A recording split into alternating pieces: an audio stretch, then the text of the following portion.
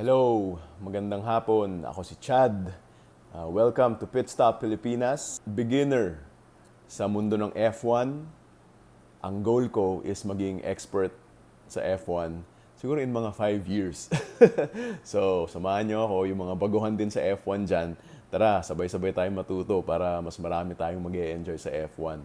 So, ang gagawin natin ngayon, pop quiz tayo para i-check natin kung may alam na tayo sa F1. Okay? Game. Simulan na natin. Una, ano ang Formula 1? Okay, Formula 1, paano ko ba i-explain yan? Motorsport siya kung saan nagre-racing yung mga pinakamabibilis na kotse sa buong mundo. Yun, Formula 1. Okay? Next, bakit tinawag na Formula, yung Formula 1? Okay, hindi ako sure dito Yung mga, sa viewers pala, pag mali ako, sulat nyo sa comments kung ano yung tamang sagot para matuto tayo lahat. Okay, bakit tinawag na formula? Ang pagkakaalam ko dyan, ganito. Yung set of rules na ginagamit sa karerang to, sa sport na to, ang tawag dyan, formula. So, yung pangalan ng set of rules na yon na formula, yun na rin ata yung ginamit nila para pangalanan yung sport. So, kung ano pangalan ng rules nila, yun yung pangalan ng sport nila. So, Formula 1. Okay. Ilang teams ang nasa F1? Okay, ang pagkakaalam ko dyan, ngayon, may 10 ata So, 10 teams, tapos kada team, may 2 kotse na entry yan sa karera. So, sa isang karera, 20 na kotse uunahan. Next, gaano katagal ang isang race? Sinabi na ni paring Dak sa akin to Gaano makatagal? Siyempre, iba-iba yan. Depende sa sa weather, depende sa racetrack, depende sa conditions. Pero on average ata, umaabot sa mga 1.5 hours to 2 hours ang bawat karera. Ano ang tawag sa karera sa F1? Ang tawag sa karera sa F1 ay Grand Prix. So, 2 words, Grand, tapos P-R-I-X, parang Grand Prix. Pero ang pagkaka-pronounce nila is Grand Prix. Kunyari, nasa Hungary, Hungarian Grand Prix. Pag nasa Italy, Italian Grand Prix. Okay? So, yun ang tawag nila sa mga karera. Ilang laps meron sa isang race? Okay. Ang alam ko, iba-iba din ang number of laps. Depende sa location yan, depende sa racetrack. Minsan may nakikita ako nasa bandang 50-ish, 50 plus laps. Minsan may nakikita ako umabot pa ata ng 70 laps. Depende nga sa lugar yan. Yun.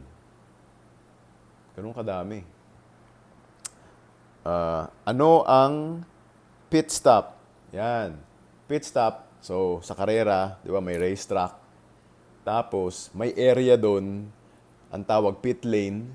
Doon tumatabi yung mga kotse kung may kailangan ipaayos. Kunyari, palit gulong, palit ng nguso. Yan. O kaya, konting repair. Tatabi sila sa pit lane, magpi-pit stop sila sandali. Basta dapat mabilis yung pit stop para makabalik agad sila dun sa karera. So sa kalagitnaan ng karera, tatabihan dun sa pit lane. Tapos magpi-pit stop, papalitan yung kailangan palitan, tapos balik agad sa racetrack para karera ulit, para hindi ka maunahan o kaya para makabalik ka dun sa posisyon mo. Yun. Bawat karera ata, minsan mga once or twice ata nagpi-pit stop.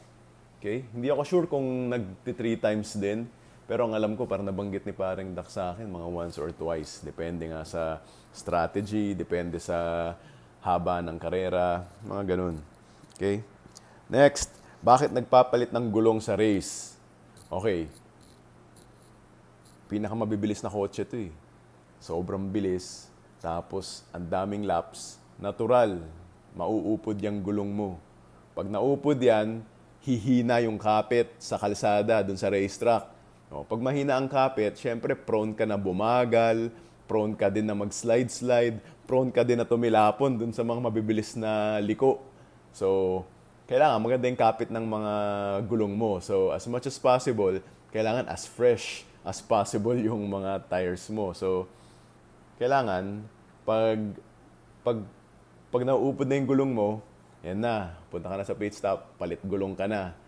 Okay? Tapos, depende rin, ang alam ko, iba-iba din yung gulong nila eh, na may pang tuyo na kalsada, may pang basa pag umuulan, may ibang tires din silang gamit. So, pag biglang umulan, oy, tara, pit stop, palit tayo yung bagay sa racetrack para mabilis ka pa rin. So, yun ang mga goals. Siyempre, ang goal mo, manalo pa rin eh. So, pinakamabilis dapat. So, iaayon mo yung gulong para dun sa racetrack. Okay? Tsaka ayon dun sa strategy mo. So, kaya ka nagpapalit ng gulong. Last, anong ginagawa ng mga mekaniko sa pit stop? Yun nga, usually, palit gulong, palit nguso, or kung ano pang na-damage, kung pwedeng i-repair, i-repair sa pit stop as fast as possible para makabalik agad sa karera. Diba? Isipin mo kung ikaw ang nasa unang posisyon, magpi-pit stop ka. So, pwede ka maungusan ng mga nasa likod mo. So, kailangan mabilis talaga yung pit stop para makabalik ka.